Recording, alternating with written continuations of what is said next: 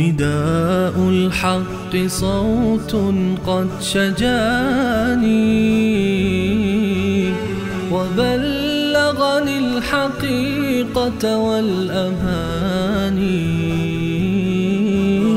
وكان لي السبيل إلى المعالي ونورا للهداية والبيان.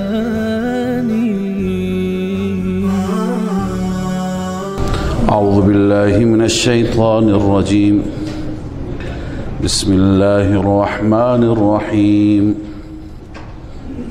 وإن طائفتان من المؤمنين اقتتلوا، اگر دو گروه از مؤمنین با هم جنگیدند، فاصلحوا بینهما، بین اونها صلح ایجاد کنید. بیشتر این قانون متوجه ما مسلمانان هم است، اما بیشتر متوجه حاکم است، متوجه سلطان است، متوجه کسی که نظم امور به دستش است. وظیفه حاکم اینه که اگر دو گروه از مسلمان ها با هم جنگیدند، با هم اختلاف داشتند، اینها را کنار هم قرار بده، بین اینها داوری بکنه، بین اینها قضاوت بکنه. مشکل شما چیه؟ اگر کسی به ناحق کشته شده، خب قصاص اون گرفته بشه. اگر زمین کسی تصاحب شده، قنات کسی یا باغ کسی خراب شده، به هر حال حق مظلوم را بگیره، بین اینها صلح ایجاد کنه، نگذاره که بغض و عداوت بیشتر بشه.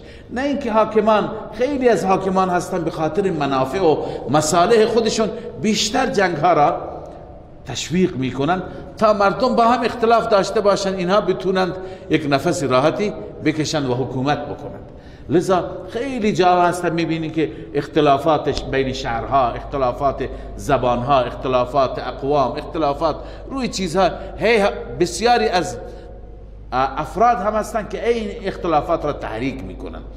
لذا وظیفه حکومت ها، وظیفه حاکمان اینه که بین مردم صلح ایجاد بکنند و هر دو را به عدل و به قسط و به برابری و به انصاف دعوت کنند. اگر یکی از اینها تمرد کرد، بغاوت کرد، گفت که من نمی کنم، لذا وظیفه حاکم است با اون دیگری همراه بشه، با اونی که مظلوم است و آماده است طبق دستور خدا و قانون خدا صلح بکنن، با او همراه بشه و بر اون دیگری فشار بیارن، با او بجنگن تا اینکه اون تسلیم بشه به قانون خدا. لذا این وظیفه هست که حاکم بکند. بقیه رعیت هم همین نقش را داشته باشند، یعنی بقیه رعیت سعی کنن اینها را با هم آشتی بدن، دخالت بکنن و وقتی که دیدن یکی ظالم و یکی مظلوم، از مظلوم حمایت بکنن و در کنار مظلوم قرار بگیرن تا ظالم نتواند زورگویی بکنن. لذا الله می فرماید و ان طائفتان من المؤمنین اقتتلوا، اگر دو طائفه، دو گروه از مؤمنین با هم جنگیدن، فاصلحوا بینهما، شما بینشان صلح ایجاد بکنید. فان بغت احداهما علی الاخرى، اگر تعدی کرد، بغاوت کرد یکی از آن دو بر دیگری، فقاتلوا التي تبغي حتى تفیء الى امر الله، شما بجنگید با اونی که تعدی میکند، باغیگری میکند، حتی که رجوع کند به امر الله. امر الله چیه؟ حل کردن مسئله طبق دستور خدا، طبق قسط و انصاف. فإن فاءت فأصلحوا بینهما بالعدل واقسطوا، اگر اون یکی رجوع کرد، اگر اون یکی برگشت، اون طایفه باغیه، پس شما صلح ایجاد کنید بین آنان به عدل. به عدل یعنی طبق توافق حدود شرعیه. و اقسطوا، اقسطو از قسط است، به معنی عدالت کنید. یعنی چه؟ یعنی اغراض نفسانی خودتون را دخیل نکنید. بالعدل میگه یعنی حدود الهی را و دستور الهی را دخیل بدانید، و اقسطو یعنی اغراض نفسانی خودتون را دخیل ندانید. امکان داره از این دو طایفه ما با یکی نسبتی داشته باشیم، با یکی نزدیکتر باشیم، لذا اونی که ما باش نزدیکتر باشیم شاید تمایل شخصی ما ایجاب کند که اون را ما حاکم بدانیم. لذا الله می فرماید که شما نسبت به او هیچ نوع غرض شخصی اعمال نکنید. ان الله يحب المقسطین، الله عزوجل دوست دارد انصاف کنندگان را، عادلان را. انما المؤمنون اخوه، این دلیل اصلاح است. چرا بین اینها صلح ایجاد کنید؟ انما المؤمنون اخوه، جزی نیست که مؤمنان با هم دیگر برادر هستند. فاصلحوا بین اخویکم، پس شما صلح کنید، صلح ایجاد کنید بین برادرانتان تا که چی؟ قوت اخوت باقی بماند. واتقوا الله، این از کنم خدمت شما نسخه همه امور هست، اصلاح همه امور. تقوا اگر داشتید، نتیجه تقوا، ثمره تقوا، لعلکم ترحمون، حتما شما مورد رحم الهی واقع می شوید. الله بر شما رحم می کند، الله بر شما لطف می کند در صورت تقوا. خب این 4 قانون شد. قانون پنجم احترام متقابل، نسبت به همدیگر احترام داشته باشید، مسخره نکنید، همدیگر را طعن نزنید، همدیگر را برای همدیگر حرف بد نگید و عرض کنم به اصطلاح محلی تکه نندازید. لذا این مسائل را اگر رعایت کنید، هم بین شما محبت و اخوت باقی میماند. الله می فرماید یا ایها الذین آمنوا لا یسخر قوم من قوم، ای مؤمنان مسخره نکند قومی از شما قوم دیگر را، مردانی دیگر را مسخره نکنند، زنان دیگر را مسخره نکنند. قوم شامل مرد و زن میشه، اما بعدا خداوند زن را به صورت جداگانه ذکر کرده که یکی از دلایل شاید همین است که این مریضی در میان خواهران بیشتر است، در میان زنان بیشتر است. مریضی تمسخر، استهزاء، همدیگر را به باد سخریه گرفتن، برای همدیگر احترام نگذاشتن. لذا الله می فرماید لا یسخر قوم من قوم، هیچ قوم دیگر را، هیچ گروه دیگر را مسخره نکند. عسى ان یکونوا خیرا منهم، این امید هست شاید ان یکونوا، این که باشند عند الله بنویسید پیش خدا، مسخره شوندگان خیرا منهم، بهتر از مسخره کنندگان. اونایی که مسخره شدند از اونایی که مسخره کردند چی باشند؟ بهتر باشند. ولا نساء من نساء، و همچنین مسخره نکنند زنان دیگر را. عسى ان یکن خیرا منهن، این امید است، این توقع است، شاید این طور باشد که باشند مسخره شوندگان بهتر از مسخره کنندگان. پس یکی از کبائر، ببینید هر چیزی که قرآن من میکند، یکی از تعریف های گناهان کبیره نوشته، گناه کبیره همونی که در قرآن از اون معنی آمده، صراحتا آمده که نکنید. خب یکی از کبائر اینه که کسانی دیگر را به باد مسخره بگیرند، به عیبی که تو اونها هست، به اون عیب اونها را چی بکنند؟ متهم بکنند. خب ولا تلمزوا انفسکم، لمز میگویند عیب جویی، یا از کنم که بر دیگران، بر همدیگه طعنه زدن. ولا تلمزوا انفسکم، خودتون را طعنه نزنید، عیب همدیگر را بیان نکنید. ببینید کیه که خودش را طعنه بزنه؟ من مثلا چینینم، من چنان، نه. ولا تلمزوا انفسکم، انفس خودتون را نزنید به این معنی است که برادرانتون را نزنید. خب برادران مگه انفسم بله، شما مؤمنین مثل یک جان هستید، او را طعنه زدی گویا خودت را طعنه زدی، او را بد گفتی گویا خودت را بد گفتی، چون که شما در واقع یک پیکر هستید، یک جان هستید.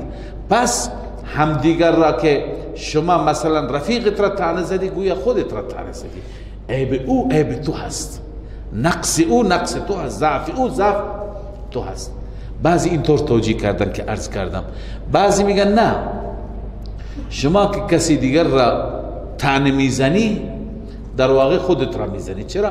چون اون ساکت نمیشینه، اونم واکنش نشان میده. شما بلا نسبت بگید به کسی احمق، اونم میگه احمق، شما چیزی دیگه بگید اونم میگه، پس در واقع تو به خودت گفتی، چون شروع کردی خودت هم خوردی. پس از این جهت گفته مثل ولا تقتلوا انفسکم هست، در لا تقتلوا انفسکم همین دو توجیه را مفسران گفتن. خودتون را نکشید، کی خودش را میکشه؟ تو که برادرت را کشتی گویا خودت را کشتی، یا اینکه نه اون که کشتی خب فردا منتظر باش که انتقام از تو میگیرن دیگه، تو در واقع عامل کشتن خودت شدی، پس عامل فحش و بدگویی خودت شدی، خودت شروع کردی، لذا چرا ناراحتی؟ علامه آلوسی نوشته ولا یعب بعضکم بعضا لا تلمزوا انفسکم، یعنی لا یعب بعضکم بعضا، بعضی به بعضی دیگه عیب نندازید، تکه نندازید. او اشارت الى ان المؤمنین كنفس واحده، اشاره به این است که مؤمنین مثل یک نفس واحده هستند. فمتا عاب المؤمن المؤمنه، هر زمان که یک مؤمن دیگر را عیب بزند فکأنه عاب نفسه، گویا خودش را چی کرد؟ عیب زد. سوم ولا تنابزوا بالالقاب،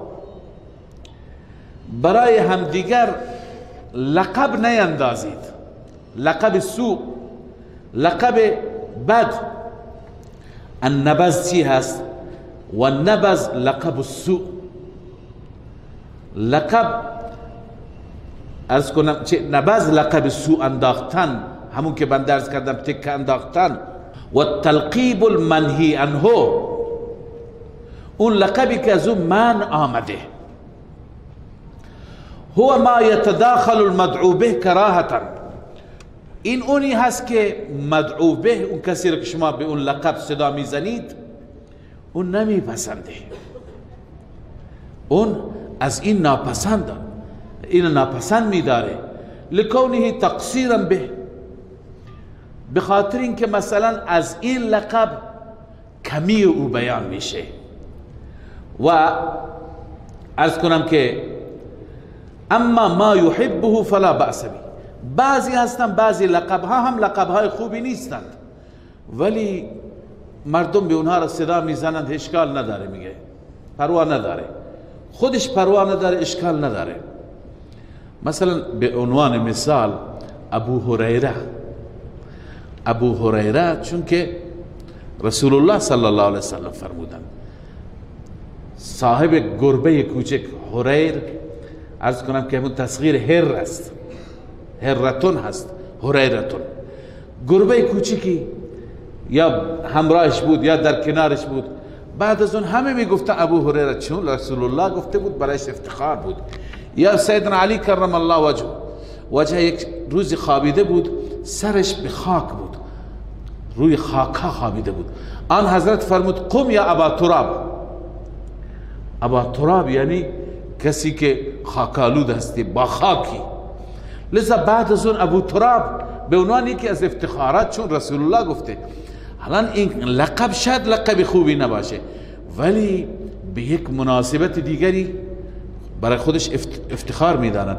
بسیاری از علما هستند که اونها را اعرج میگویند، اعرج یا اخفش، اینا هیچ پروا نداشتن. اعرج معنیش لنگ، یک پا، یا مثلا کسی که چشمش کج شده. لذا اینها هر کسی که یا اصغر، به حضرت عمر رضی الله تعالی عنه میگفتن به معنی کچل، کسی که مو داشته نباشد. خب کسی که پروایی نداره خب اون بگه اشکال نداره، اما کسی که نمیپسندد، کسی موی سر نداره بهش کچل بگید، تاس بگید، نمیپسند، ناراحت میشه، خب این درست نیست. پس همون جایی که اون ناراحت میشه اون درست نیست.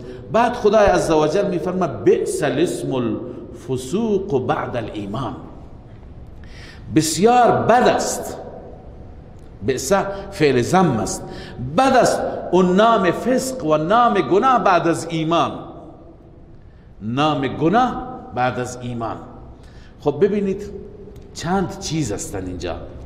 یکی این که بعضی عیوب در میان مردم هست، بعضی دیگه اینه که بعضی از عیوب در میان مردم بود الان نیست. بالخصوص عیبی که در زمان کفر بود الان نیست. بعد الایمان معنیش اینه در اون زمان، مثلا به عنوان مثال عرض می کنم، در اون زمان شرابی بود، در اون زمان عرض کنم که فلان کار گناه را انجام میداد، کارش فلان بود. الان که توبه کرده، الان به اون نام ذکرش بکنی، این خیلی بد است. بئس الفسوق بعد الایمان، نام اسم الفسوق، نامی که در اون نام گناه هست. مثلا یک آقا هست شما بهش میگی شیره‌ای، تریاکی، معتاد. خب این الان آمده توبه کرده، الان هست نمازی، صف اول. شما به همون عیبی که در زمان جاهلیتش بود به اون نام شما صداش میکنید، این میشه بئس الفسوق بعد الایمان. و در روایت ها می آید که کسی یک مسلمانی را به یک عیبی صدا بزند که اون مسلمان به اون عیب حتی گرفتار بوده. مثلا کسی علیاذ بالله زنا می کرده، بهش میگه زانی، اون توبه کرده. خدای عزوجل این عیب زننده را نمی کشد، از این دنیا نمی برد تا زمانی که به همون عیب گرفتارش نکند. یعنی خودش باید مرتکب بشه.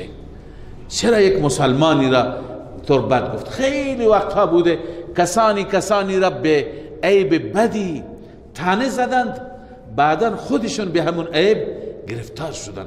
خدای عزوجل در باب حقوق العباد زود انسان را مؤاخذه میکنه، زود انسان دچار مشکل میشه. لذا مسلمان خالی از عیب نیست، خالی از ایراد نیست. ما تو جلساتمون ننشینیم روی عیوب مردم متمرکز نکنیم، روی عیوب مردم جلسه تشکیل ندهیم، هی نخندیم، نگوییم. این غیبت میشه که بعد حکمش میاد. ولی عیبی که دارد روی همون اگر ما اینطور بکنیم علیاذ بالله خداوند خود ما را به اون عیب گرفتار میکند. به هر حال الله عز و جل میفرماید بئس الاسم الفسوق بعد الایمان، بعد از ایمان نامی که نام گناه باشد، لقبی که در اون لقب گناه باشد. یک وقتی بنده خدا شراب خورده، الان انسان صالحی هست، شما بگویید که شرابی. یک وقت انسان تریاک کشیده، الان انسان پاکی هست، شما بهش میگید تریاکی. این به هر حال بسیار بد است و بسیار چیز ناپسندی هست. الله می فرماید و من لم یتب فاولئک هم الظالمون. هر کسی توبه نکند، هر کسی بر نگردد، این ترغیب به توبه هست، این افراد ظالم هستند. خب این قانون پنجم بود. این قوانین اگر رعایت بشه جامعه ما تبدیل به محبت و همدلی میشه، احترام همدیگر را به نام نیک یاد کردن. و قانون ششم درباره بدگمانی هست. الله عزوجل می فرماید ای مؤمنین نسبت به همدیگر گمان نیک داشته باشید، بدگمان نباشید. حتی اگر حرکتی می بینید که از اون حرکت شما خود به خود گمان بد میکنید، شما یک توجیه خوبی بکنید، شاید من غلط فهمیدم، شاید اینه منظور اینه. لذا الله می فرماید یا ایها الذین آمنوا اجتنبوا کثیرا من الظن. الله می فرماید ای مؤمنان شما اجتناب بکنید، شما پرهیز بکنید از بسیاری از گمانها. بدگمان نباشید، سوء ظن به هم دیگه داشته نباشید. اگر مثلا یک مردی را میبینی با یک زنی تنهاست در ماشینی، در اتاقی، در کوچه خلوتی، شما فکر کن و به خود تلقین کن همسرش هست یا مادرش هست یا خواهرش هست یا دخترش هست، یکی از محارمش هست. هی تو ذهنت افکار منفی نیار تا نسبت به مسلمان ها دلت چرکی بشه، دلت بد بشه. لذا انسان مسلمانی که دنبال اصلاح خودش هست به فکر عیوب خودش باشد، به فکر عیوب دیگران و با عیب دیگران کار داشته نباشد. لذا الله می فرماید ان بعض الظن اثم، بعضی از گمان ها گناه هستند. خیلی بدگمانی ها هستند که گناه هستند. گاهی انسان نسبت به کسی بدگمان میشه، آخر میره جلوتر میبینه خیلی بد شد، اونطور که من فکر کردم نیست. اینجا مثلا اختلافی آمده بود و زن و شوهری از هم دیگه ناراحت بودن. یکی از دلایلی که زن ناراحت بود میگفت که این شوهر من در فلان شب برادرم دیده که این یه زنی دیگر رو تو ماشینش سوار داشته، براش بستنی خریده فلان. یعنی یکی از عوامل که اختلاف از قبل بوده، ولی یکی از اونها همینه که بیشتر من با این زندگی نمیکنم. بعد شوهر سوگند یاد میکرد که اون فرد خواهر من بوده، با بچه هایش بوده، بردم برای اونها بستنی گرفتم، شما برید میبرم شما رو پیش خواهرم سوگندش بدید اگه غیر از اون کسی دیگه بوده. الان گاهی اینطور میشه که یه چیزی رو انسان میبینه، هی شیطان وسوسه میکنه که انسان بدگمان بشه. لذا بسیاری از بدگمانی ها هستند که چی؟ اینها گناه هستند. نباید انسان نسبت به کسی بدگمان باشد، بلکه انسان گمان نیک، حسن زن خوب داشته باشد نسبت به مسلمان ها. ولا تجسسوا، شما تجسس نکنید. تجسس اینه که شما دنبال عیب مردم نباشید، این از کجا میخوره، چی در میاره، با کی رفت و آمد داره. لذا دنبال عیب مردم هستند. تفسیر مظهری میگه والمراد ها هنا لا تبحثوا عن عیوب الناس، مراد این است که از عیوب مردم شما دنبال عیوب مردم نباشید، بررسی نکنید. ولا تتبعوا عوراتهم، نسبت به مسائل داخلی اونها، مسائل خصوصی اونها شما تتبع و بررسی داشته نباشید. و حتی لا یظهر علیکم ما ستره الله عنها، حتی که چیزی را که خدا مخفی کرده برای شما ظاهر نشه، شما نخواهید، شما دنبال این نباشید که ما حتما از عیب و اشکالات مردم با خبر بشید، بلکه شما تجسس نکنید، شما جای خودتون بشینید. و البته گفتم برای حاکمی که میخواهد نظم ایجاد بکند، میخواهد که در جامعه فساد نباشد، او میتونه تجسس بکند، او میتوند که ببیند که مردم چه کار میکنند، مردم چه شغلی. لذا او میتونه جاهای دوربین مخفی بذارد، حرکات مردم را کنترل بکند، ولی نه در اون حدی که داخل خانه هایشون هم بره و عرض کنم که اونجا شنود بگذاره، اونجا دوربین بگذاره که این با زن و بچهش چه کار داره، چه ارتباطی داره. تا این حد نه، بلکه در مسائل اجتماعی و در جاهای عمومی میتونند که به خاطر اینکه نظم حاکم بشه، به خاطر اینکه کسی نیاد و جرم بکنه، بیاد گناه بکنه، بیاد دزدی و سرقت بکنه، میتونند که جاسوس داشته باشن، تجسس بکنن مردم چیکار میکنن چیکار نمیکنن. اما بسیاری از جاهایی که حریم خاص مردم هست اونجا دیگه دخالت نکنند. ولا یغتب بعضکم بعضا، بعضی از شما غیبت بعضی هم نکنید. غیبت کردن بسیار گناه هست، گناه کبیره. اینا همه گناهان کبیره هستند، اینا از عمده گناهان هستند. از بس که اینها مهم هستند قرآن مجید اینها را یاد کرده. اینا جز مسائل اخلاقی هستند. تک تک افراد جامعه، کوچه که بزرگ، زن و مرد باید اینها را رعایت بکنند. و غیبت هم همینه که شما عیب برادر مسلمان را که در وجود او هست پشت سرش بگویید. رسول الله صلی الله علیه وسلم وقتی که غیبت را به همین صورت تشریح کردن، صحابه گفته یا رسول الله امکان داره اون عیبی داشته باشد، ما داریم عیبش را میگیم. پیغمبر خدا صلی الله علیه وسلم فرمود غیبت همینه که اون عیبی داشته باشد، شما رو در رویش نمیگید، پشت سرش میگید، روبرویش اون ناراحت میشه، شما پشت سرش میگید. غیبت همینه. اگر اون عیب داشته نباشد این میشه بهتان که گناهش 2 برابر غیبت است. لذا غیبت الله تعالی فرموده نکنید و الله عزوجل به وسیله مثال تقبیح غیبت را و شناعت و عرض کنم که گناه بزرگ غیبت را الله عزوجل به صورت مثالی الله تعالی تفهیم فرموده. الله می فرماید ایحب احدکم ان یأکل لحم اخی، آیا دوست دارد یکی از شما اینکه بخورد گوشت برادرش را، اون برادری که میتن مرده باشد. ببینید مرده نمیتونه از خود دفاع بکنه، کسی که زنده باشه شما نمیتونه به اون تعرض بکنه، مرده نمیتونه. اون کسی که غایب است شما پشت سرش حرف میزنی اون مثل مرده هست، اون نمیتونه از خود دفاعی بکنه. پس خوردن گوشت مرده مثل همین کسی است که غایب هست و پشت سرش حرف زدن مثل اون خوردن هست. الله پناه بده. فکرهتمو، طبعا شما اون را اکراه میدانید، طبعا ناپسند میدانید، لذا شما از اون دوری کنید. واتقوا الله، الله می فرماید شما از الله بترسی. این نسخه عمل است.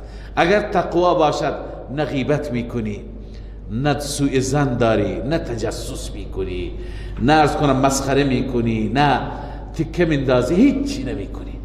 پس تقوا را پیدا کن، دنبال تقوا باش و ترغیب میده الله عزوجل به سوی توبه. ان الله تواب رحیم، بدون شک الله عزوجل توبه پذیر است و مهربان است. اگر شما به سوی الله مراجعه کنید، برگردید، الله عزوجل توبه های شما را میپذیرد. این قانون ششم بود که در این سوره مبارکه برای نظم و نسق امور مردم لازم هستند که تک تک مردم اینها را رعایت کنند. و هفتم، در قانون هفتم الله عزوجل این مطلب را بیان می‌فرماید که شما از همدیگر خودتون را برتر ندونید، بالاتر ندونید. برتری و بالاتری را خدا میدوند، با تقوا است. تقوا یه چیز قلبی و پوشیده است که فقط الله میداند، ما نمیدونیم.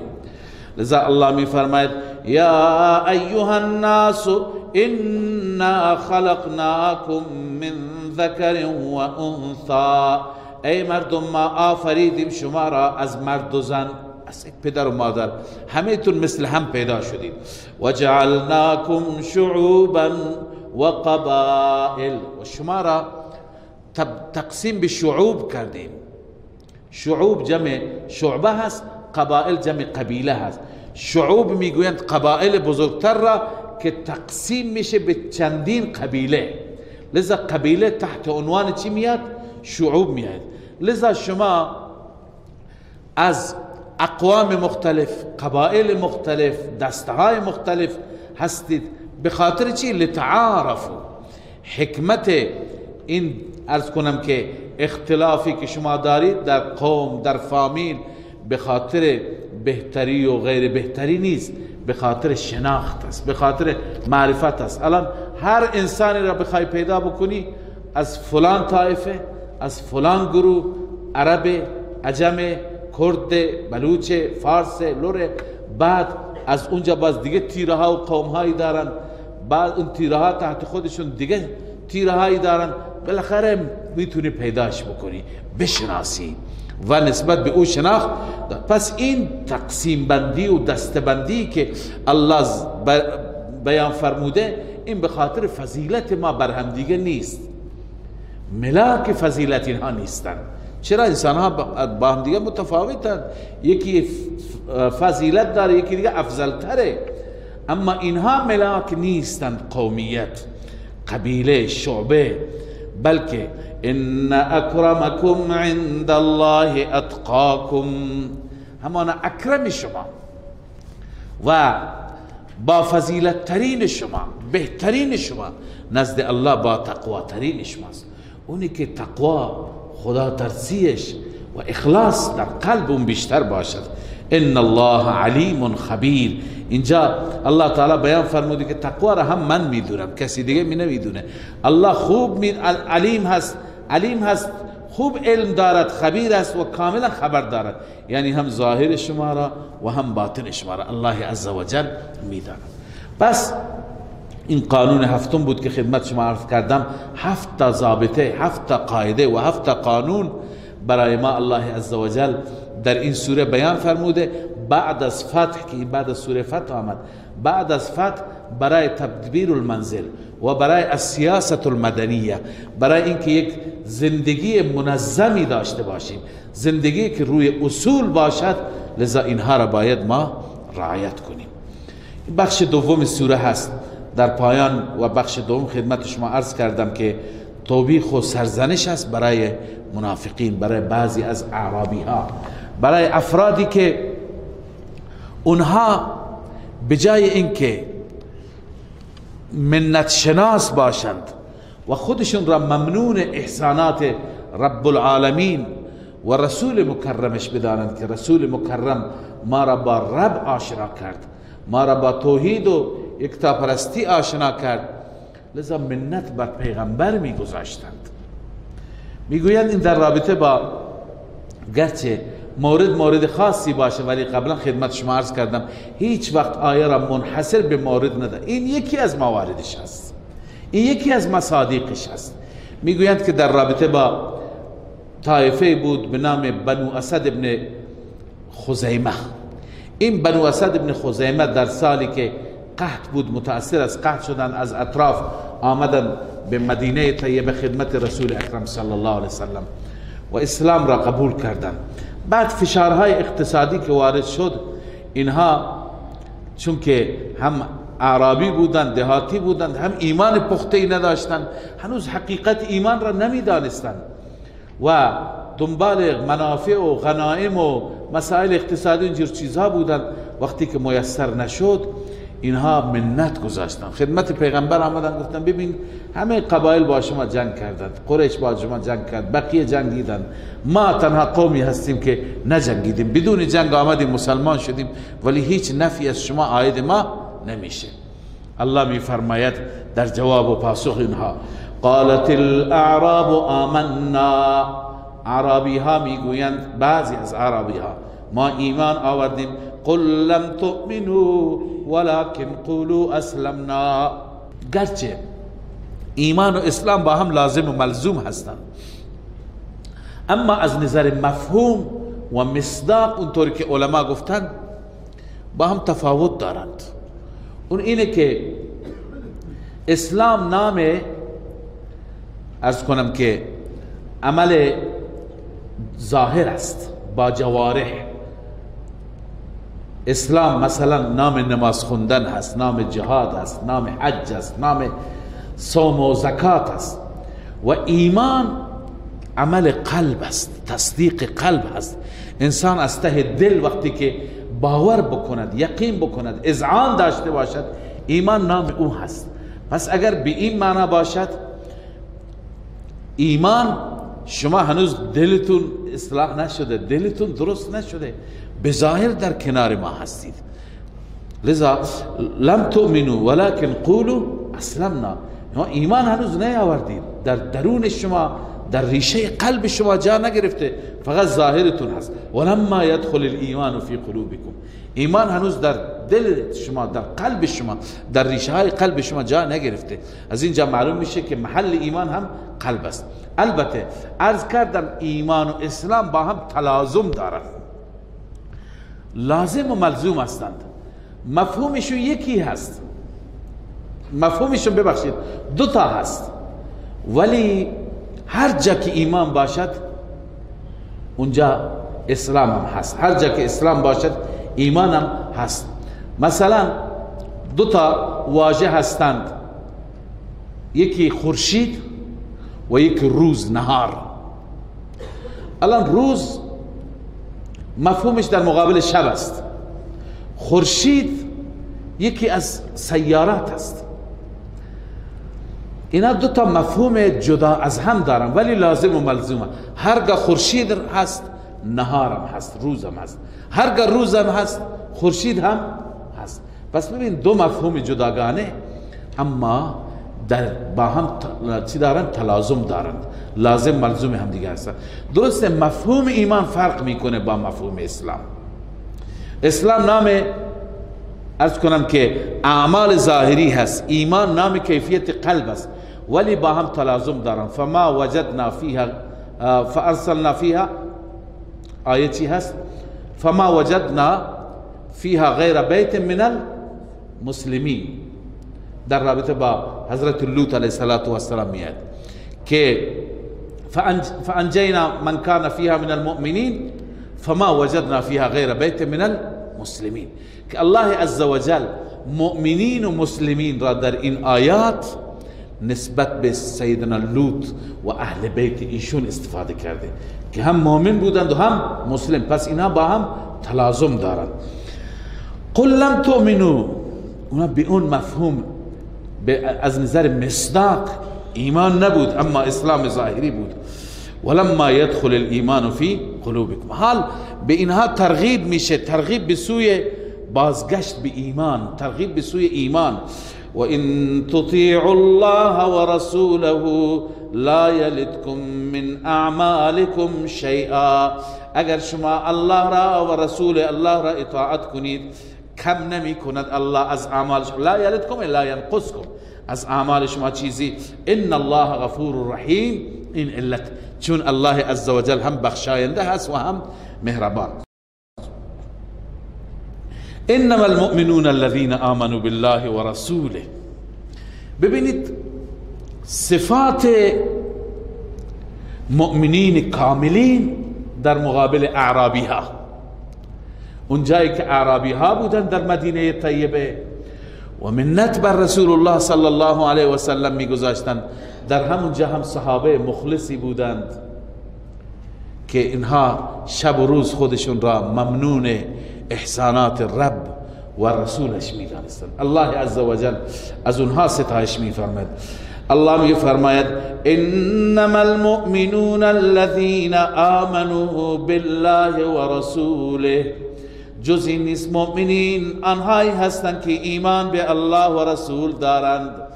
ثم لم يرتابوا، سپس در ایمان هیچ شک ندارند، در باطن هم شک ندارند، در باطن هم یقین کامل دارند.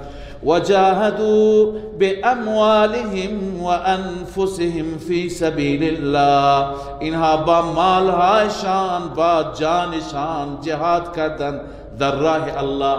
اینا صحابه بودن، نه؟ اینا ابوبکر و عمر و عثمان و علی بودن، اینا عشره مبشره بودن، اینا طلحه و زبیر بودن. الله می فرماید وجاهدوا باموالهم و انفسهم فی سبیل الله، اینها با مالشان با جانشان جهاد کردن در راه الله. الله می فرماید اولئک هم الصادقون، اینها هستن صادقون، اینها هستن انسانهای صادق که مطابق ادعایشون عمل میکنند. پس تعریف صادق چیه؟ اونی که هرچی ادعا داره طبق ادعایش عمل میکنند. پس عنایت داشته باشی که در این آیه شریفه چه کسانی به عنوان صادقون معرفی شدند؟ صحابه، مهاجرین و انصار. ثم لم يرتابوا وجاهدوا باموالهم و انفسهم فی سبیل الله، اونها صادقین هستند. و هر کسی که این مصداق را داشته باشد، هر کسی با مال و جانش قربانی بده در راه الله، هر کسی که با اخلاص برای دین خدا مجاهدت داشته باشه، این صادق است. اگر با این صادقین همراه باشی اون وقت تقوا و دیانت نصیبت میشه. یا ایها الذین آمنوا اتقوا الله و کونوا مع الصادقین. خداوند به ما گفته اگر تقوا میخواهید داشته باشید و کونوا مع الصادقین، همراه با صادقین باشید. بنده همیشه اینجا ایراد میگیرم بر آقای تیجانی. آقای تیجانی کتابی نوشته مع الصادقین، تو فارسی هم ترجمه شده، همراه با راستگویان، ولی عکس اون چیزی که قرآن میگه عمل کرده. به قول خودش قبلا محب صحابه بوده، قبلا اهل سنت بوده، الان فاصله گرفته. پس الان مع الصادقین نیستی، الان از صادقین فاصله گرفتی، دور شدی. وقتی که دشمن صحابه هستی، وقتی که بر علیه صحابه قلمت کار میکنه، تو مع الصادقین نگو کتابت را مع الصادقین، بگو مع الکاذبین، چون اینها را الله عزوجل به عنوان صادقین معرفی میکند. اینها هستند صادقین، اینها هستند راستگویان. لذا کسی که میخواهد واقعا در کنار صادقین باشه، این قرآن یک کلمه ما از خود نمیگیم، انما المؤمنون الذين آمنوا بالله ورسوله. این در مقابل کی بود؟ در مقابل اعرابی ها. قالت الاعراب آمنا قل لم تؤمنوا. اونها، اون اعرابی ها، بنو اسد، بنو خزیمه، هر که بودن ایراد میگرفتن الله عزوجل گروه دیگر را که در مقابل اونها بودن، در کنار رسول الله بودن، هر جا جاهدوا باموال و انفسهم فی سبیل الله، نگاه بکنید کیا هستند اینها؟ اولئک هم الصادقون. الله میفرماید صادقان و راستگویان اینها هستند. قل اتعلمون الله بدینکم. اینجا سرزنش است، زجر است بر این گروه، بر اینهایی که منت میگذارند. قل اتعلمون الله بدینکم. آیا خداوند عزوجل را شما برای خدا معرفی میکنید دینتون را؟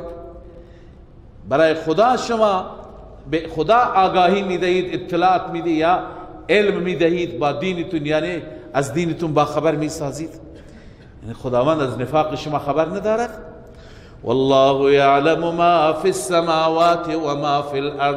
در حالی که شما به جای خود خداوند از تمام ذرات آسمان ها و زمین میداند. والله بكل شیء علیم. آسمان ها و زمین به جای خود الله نسبت به هر چیز علیم هست، دانا هست. پس چرا شما منت میگذارید؟ یمنون علیک ان اسلموا. الله میفرماید اینها منت میگذارن بر شما که اسلموا، مسلمان شدن. قل لا تمنوا علی اسلامکم. بگو بر من اسلامتون را منت نگذارید، جلوی من منت نیارید. بل الله یمن علیکم ان هداکم للایمان ان کنتم صادقین. اگر واقعا صادق هستید، منت رب بر شماست که شما را به سوی ایمان معرفی کرد.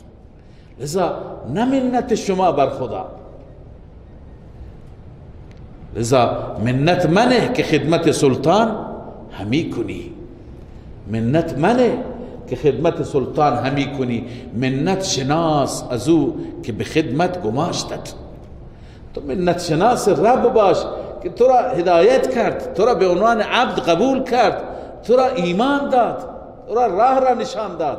لذا حق منت نداری. ان الله یعلم غیب السماوات والارض. این در آخرین آیه هم بحث توحید هست علی سبیل الترقی. قبلا خواندیم والله یعلم ما فی السماوات و ما فی الارض والله بكل شیء علیم. الله تعالی می فرماید ان الله یعلم غیب السماوات والارض والله بصیر بما تعملون. خداوند میداند غیب آسمان ها و زمین، تمام مغیبات، تمام مخفیات را، تمام پوشیده ها را در آسمان ها و زمین الله عزوجل میداند. چه برسد نسبت به شما که ادعای تو خالی می کنید. والله بصیر بما تعملون. این خاصه رب العالمین است. الله عزوجل به اعمال شما، تک تک رفتار و اعمال شما بصیر، بینا و آگاه است. صدق الله العظیم. الحمد لله رب العالمين والعاقبة للمتقين والصلاة والسلام على سيدنا سيد الأنبياء وخاتم النبيين وعلى آله وصحبه أجمعين. يا حي يا قيوم برحمتك نستغيث، أصلح لنا شأننا كله ولا تكلنا إلى أنفسنا طرفة عين. اللهم إنا نسألك البر والتقوى، اللهم إنا نسألك البر والتقوى ومن العمل ما ترضى. پروردگارا اله العالمین، این سوره مبارکه که خوانده شد و این سوره، در این سوره دستوراتی برای اصلاح ما، برای اصلاح ظاهر و باطن ما بود. پروردگارا ما را با این اوصاف زیبا آراسته بفرما، به ما توفیق عمل نصیب بفرما، به ما توفیق عمل به قرآن نصیب بفرما، فهم این کلام زیبا و توفیق عمل به این کلام زیبا عنایت بفرما. اله العالمین، مشکلات دنیا و آخرت ما را حل بفرما، دنیا و آخرت ما را اصلاح بفرما، به همه ما دین کامل، ایمان کامل، دنیا صالح، رزق حلال، عقیده صحیح بدون افراط و تفرید، اون چه که مورد رضای تو هست پروردگارا به همه ما عنایت بفرما. پروردگارا ما را از گناه، از معاصی، از آنچه که تو را می رنجاند، از بدعات، از خرافات محفوظ بدار، حفاظت بفرما. اله العالمین ربا، مشکلات ما را حل بفرما، مشکلات همه مسلمین را حل بفرما، مشکلات مظلومین را حل بفرما، دست ظالمین را کوتاه بفرما. پروردگارا موانع را از سر راه مسلمانان، موانع را از سر راه مجاهدان در راه خدا بردار، موانع را از سر راه دعوتگران بردار. پروردگارا ربا، این دین مبین را، این دین میانه را رونق و ترقی بیشتر عنایت بفرما و ما را برای دین خودت کار بگیر، ما را قبول بفرما برای خدمت دینت. اله العالمین، دنیا و آخرت ما را اصلاح بفرما، مشکلات فردی و شخصی ما را حل بفرما. گذشتگان را، پدران و مادران ما که رفتن، غریق رحمت بفرما و اونهایی که حیات دارند عمر با برکت عنایت بفرما. مریضان را مولا عافیت عنایت بفرما، وسیله آزادی زندانیان فراهم بفرما. همه ما را از فتنه ها محفوظ بدار. پروردگار، از فتنه های زمان ما را در پناه خودت حفظ بفرما. ربنا تقبل منا انك انت السميع العليم وتب علينا انك انت التواب الرحيم. آمين برحمتك.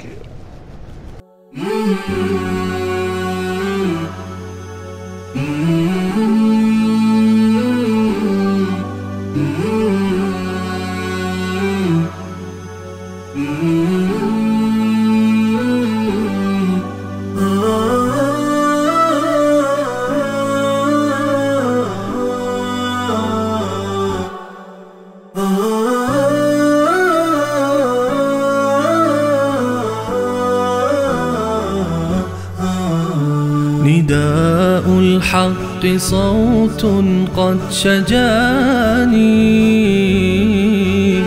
وبلغني الحقيقة والأماني،